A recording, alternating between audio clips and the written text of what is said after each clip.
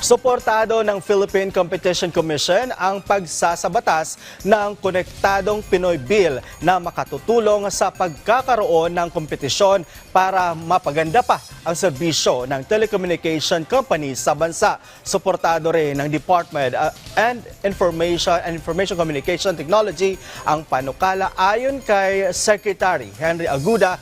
Dahil sa kompetisyon, maraming mapagpipilian ang publiko na makatutulong sa pagbaba ng presyo ng telecommunication.